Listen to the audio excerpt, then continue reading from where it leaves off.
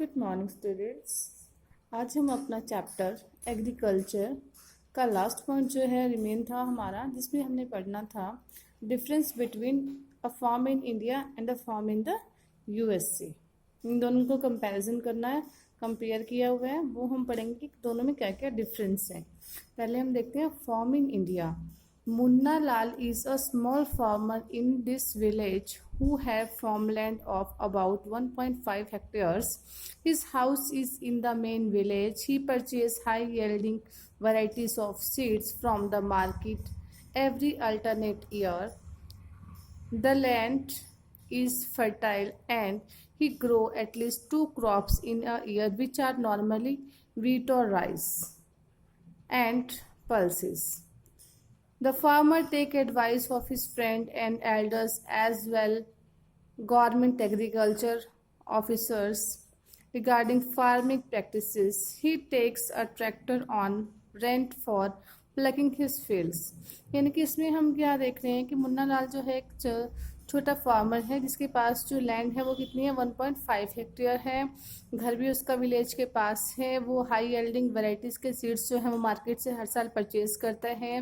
हर साल वो 1 या 2 फसल जो है नॉर्मली अपने फार्म पे या खेतों में जो है वो उगाता है।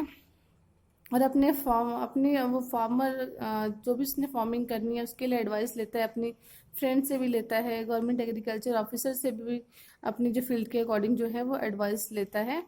और इस तरह से वो अपना काम जो है वो चलाता है या काम जो है वो करता है। ठीक है, उसके बाद उसका और क्या है, Munna Lal has 2 buffaloes and few hens. He sells milk in cooperative store located in the nearby town. He is a member of the cooperative society, which also advises him on the type of fodder for his animals.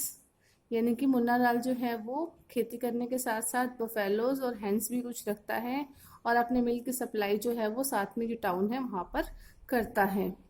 All the members of the family help him in the various activities. Sometimes he take credit from a bank or the agriculture cooperative society to buy HYV seeds and implements.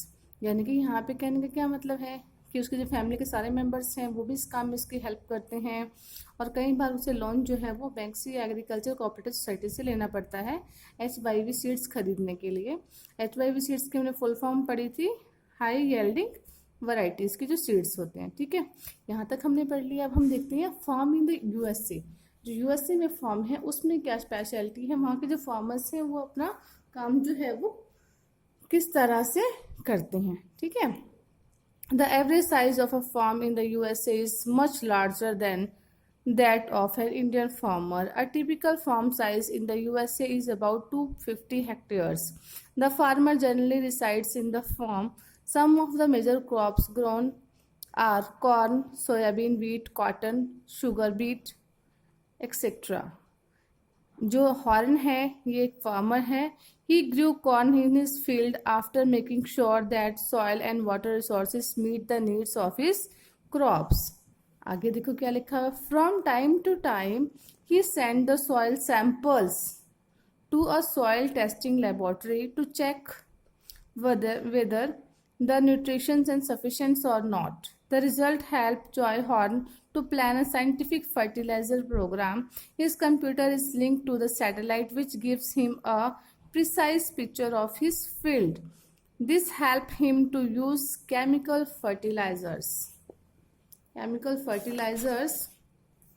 and pesticides. However they are required. He used tractor, seeds, drills, laborers, combine harvester and thresher to perform various agriculture operations.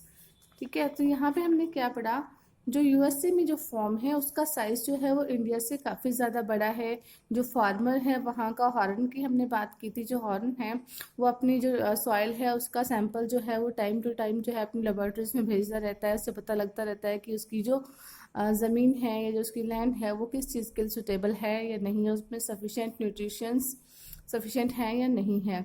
Secondly उसने क्या बताया है कि horn ने जो plan कर रखा है साइंटिफिक प्रोग्राम से वो अपनी खेती जो है वो करता है। उसने कंप्यूटर को जो है सैटेलाइट से लिंक करके सैटेलाइट से लिंक करके precise picture of his fields, जो उसको नॉलेज देते रहते हैं बार बार कि उसकी फील्ड्स जो हैं वो किस तरह की है। अपनी फील्ड्स में वो फर्टिलाइजर्स और पेस्टिसाइड्स का यूज़ करता है और अपनी खेती को जो है सभी जितने भी मॉडर्न टेक्निक्स हैं उनको यूज़ करता है।